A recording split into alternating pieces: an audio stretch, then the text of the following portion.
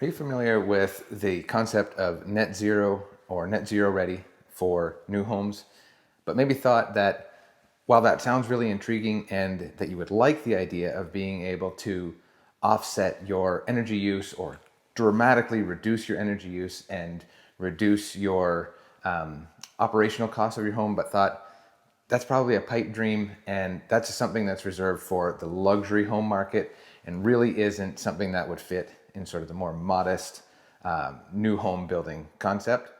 Well, here's a few myths that I'm going to bust for you regarding net zero and net zero ready. And you might be surprised that most of these strategies can work very well with all forms of construction, whether that's very modest home or in the extreme luxury market. Okay, myth number one when it comes to net zero or net zero ready homes is that the initial upfront costs are prohibitive and really aren't feasible for most people building a new home. While it's true, there are some additional upfront costs, and that needs to be considered in your budget. Those upfront costs can be greatly minimized when there's a really good plan in place and the sequence of events happens in a way that minimizes additional labor as best as possible. Now, some of those upfront costs are things like extra insulation. That's going to be in your walls for the life of the house, never needing to change that. Really good window package. That means they're going to last for a very long time and perform very highly and create an extremely comfortable living environment while they're in place. That's also dialing in air tightness. That means that the air that you are paying to heat or cool in your house stays within your house and isn't leaking out through gaps and cracks in your walls, making things a lot more comfortable and also helping to manage the infiltration of moisture or allergens or pollution, dust, and things like that that might find its way in through a leaky house. So those are sort of three of the main elements that might cost a little bit more on the front end, but when sequenced properly, can blend into the project budget quite well without adding a huge increase to that cost compared to the benefit they will provide for many, many years, if not the life of the house. Another myth is that net zero homes can't withstand the extreme cold temperatures that we can see in Canada. That myth is false. When we are increasing insulation levels in our walls and our roof and floor and really managing air tightness, those are things that really go a long way to minimize the impact that extreme temperatures can have when you're living in a home. You may have also heard that net zero houses are all electric. Well, they can be all electric, and sometimes they can be a combination of gas and electric. In my opinion, there aren't very many reasons to not go all electric on a modern new house today when our enclosure is priority.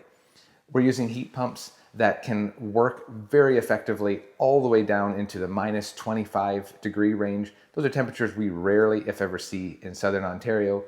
But if we do, we can effectively manage the temperatures indoors and still perform at an extremely high level. In fact, the heat pumps in this particular house will perform at about a 300% efficiency rate all the way down to close to minus 15. That is extremely reasonable when it comes to an energy consumption standpoint. And when we're thinking about providing year-round comfort with equipment like heat pumps, it's completely doable. Everything has changed so much over the last few decades, and that is a very reasonable way to consider heating and cooling your net zero home. Another myth is that net zero homes require additional maintenance or unusual maintenance, or that the occupants need to be engineers or have a deep understanding of how all of these systems work. I really don't see how any of that would be relevant. It's true that we do need to understand how our mechanical systems work. We need to understand what the maintenance requirements are and the maintenance intervals for the equipment that operate our house, but that goes for any home. That should be part of any new homeowner's routine throughout the year so that they can ensure that their home is running as efficiently as possible and that the air that they're breathing is staying as fresh and clean as possible. So I would say the maintenance routine for a net zero home is exactly the same as the maintenance routine should be for any new home. All right, here's the last myth, and this one really isn't specific to net zero or net zero ready homes. We hear this a lot with regarding new homes, and that is that new homes are too tight and that they need to be able to breathe. That one really is completely busted, and we need to get that thought process out of our minds when it comes to new homes. The home itself does not need to breathe. The enclosure of the building does not need to breathe.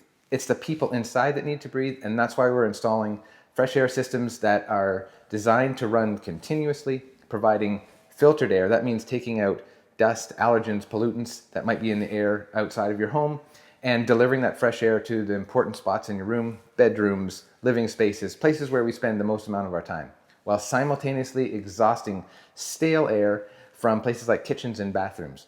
So yes, the occupants in the house need to breathe, and they need to have fresh air delivered whenever they're in the home, but the home itself does not need to breathe. We just need to make sure it can dry properly. All right, to sum that up, we've talked about various myths and why they're busted when it comes to net zero ready homes. But let's just talk about a couple of the benefits from living in a home like this. Now, I'm sure that most of you have heard of this concept and get it that energy efficiency is, the main attractant to a net zero home. And it's true. The net zero home is going to run at about 70% more efficient than a traditionally built house, which means that your energy bills are really stable and manageable for a very, very long time. But the energy efficiency part is simply a byproduct of a lot of really good decisions that went into the home and an enclosure first priority. When we're focusing on the enclosure and the air tightness and insulation and good quality windows, that's providing long-term durability and excellent comfort. When we're focusing on ventilation and dedicated fresh air systems, that's providing very good healthy air, keeping our occupants healthy. Those are the number one priorities, and those are the things that we're really focusing on when we're building to this higher standard.